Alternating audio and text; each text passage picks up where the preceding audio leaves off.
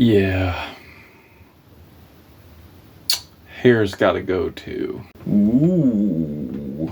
Hello one, hello all, it's the most gothiest ghost of them all, Casper in the flesh, and it's time for a review of Arooj Aftab, Night Rain.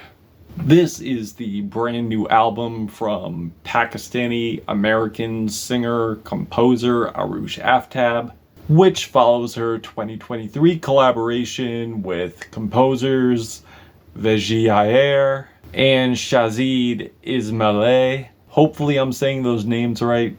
With the album Love and Exile, which was a chamber jazz album, coming off of her last solo album, which was a chamber folk album. But now she's back and also working with Veji again, and also bringing together chamber jazz and chamber folk and adding the elements together with very misty and very serene and dark tracks, with very bold but also intimate vocals, with a very consistent abyss of hypnotic instrumentation. Now this LP is 48 minutes but only 9 tracks, and the beauty of this album is not hard to be immersed in. In fact, through multiple listens, it has absorbed me multiple times. Like, it's almost, I get consumed in the beauty and atmosphere this album presents. Because this album does get very meditative, but also with gorgeous and beautiful atmosphere. And although this is a short track list, there is definitely a solid amount of duration per track. I feel each song is a different passage to this nocturnal journey, where Arooj shares a lot of vocal techniques here, but doesn't go too far out of her range. The example of that would be the opener, that has this alluring hypnotic beginning, and the instrumentation is so wide, but yet there's so much variation. And the sound palette is so light, it's so pillowy, you could sleep on it, but also it could elevate you at the same time. And although it's so light and blissful and gentle, it's also bustling too, as Arooj casts these heartfelt, enchanting, entrancing vocals that are sung in Pakistani. And the harp, the piano, the strings, the bass just create this blanket of bliss, and really creates a tone for the majesty and other ventures we are going to experience on this album. That follows up beautifully into the next track,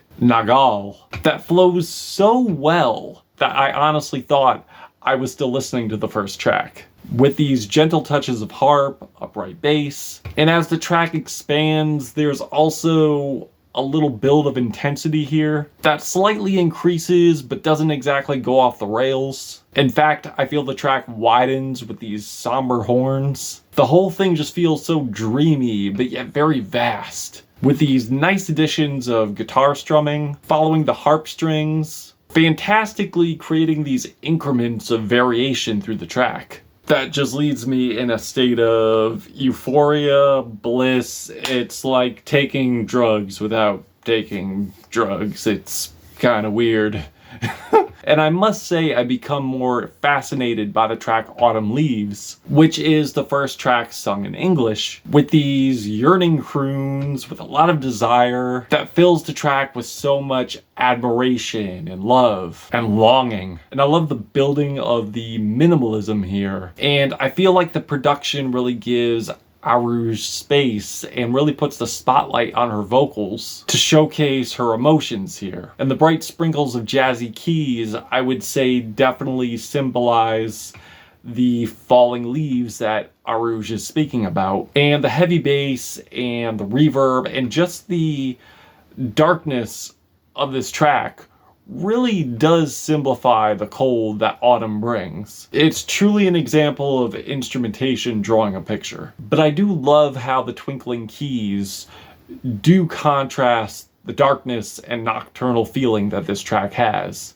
And the dark landscape does continue on the track Bolo that has this heavy amount of bass and build that definitely mirrors something from like an old post-hardcore album. And I love how the track keeps its tense nature and density. And I especially love the inclusion of vibraphones. You know me, I love my vibraphones. And I love how Arooj's gentle but soaring vocals just paint a picture and just create color around this darkness. And I love the ethereal synths and the drum rolls. It feels very spacey, but yet very ominous at the same time.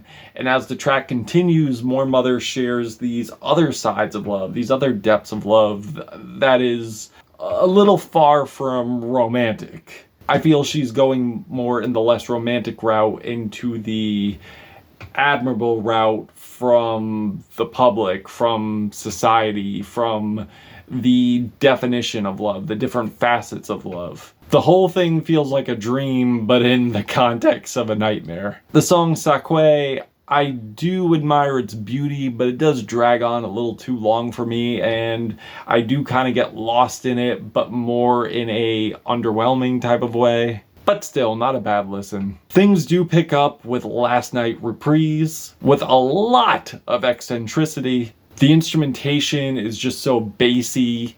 I love how angular the chords are, and how layered the production is, and how aggressively plucked the strings are. And the woodwinds just create this sense of mystique and wonder. It's like, I don't know, I feel like I'm lost in this track, like I've been transported into this wondrous but yet very dark and also concerning element. And I don't know, I'm just trapped in a phase of hypnotic confusion, beauty, but yet also concern. It just leaves me very mesmerized. As the lyrics depict of Arooj, of the love she had the previous night before, and how beautiful the moon was in their moment. And although this is a track of endearment, I do think the visceral playing is necessary to create the passion, but yet it's still very poetic. It's like aggressively poetic. There's a poetic nature to the visceral feeling of this track, but still holds the beauty and romance that it's going for. You just gotta give it the feel. The following track, I do enjoy the melodic swelling bass, the enchanting passages, but I don't really find the auto-tune on her voice necessary, and I don't think there's much development past this point. The song Whiskey, however, has this almost twinkly disco-like intro and country-like guitar chords with these bright arpeggiated strings with a series of intoxicatingly gorgeous progressions from the pianos to keys to harp strings. There's so many layers, there's so many builds, there's so many cycling rhythms. As Arooj is saying, hey, look, I'm prepared. I'm prepared for your feelings to be developed for me, and we could just get wrapped up in these emotions and just live in bliss. It's like an inebriation of love. It's very beautiful, it's very romantic, and I absolutely love it. The closer is a somber piano back cut. I don't think it has the strongest ending, unfortunately, but it's not a bad listen, and I could have done without the walkie-talkie feedback. But yeah, overall, the production, the compositions are beautiful. I do enjoy the cathartic feeling this album gives. I do enjoy the absorption it gives to the listener. It's just like I'm sinking in its beauty while also being haunted by this feeling of darkness that surrounds this album as well. But I also feel like it coalesces beautifully with Arooj's enchanting vocals and her lovely, lovely, lovely compositions. I do wish the album was longer though, and I do wish some track developed better than others, but I do dig the mystique. I do dig the nocturnal beauty this album has, and the romance this album offers as well. I'm feeling a 4 out of 5 black hearts on this album. If you've given this a listen, what did you think of it? Do you love it? Did you hate it? Why? And that's it. Casbah, Gothic Ghost, Arooj Aftab, Night Rain. Till we meet again.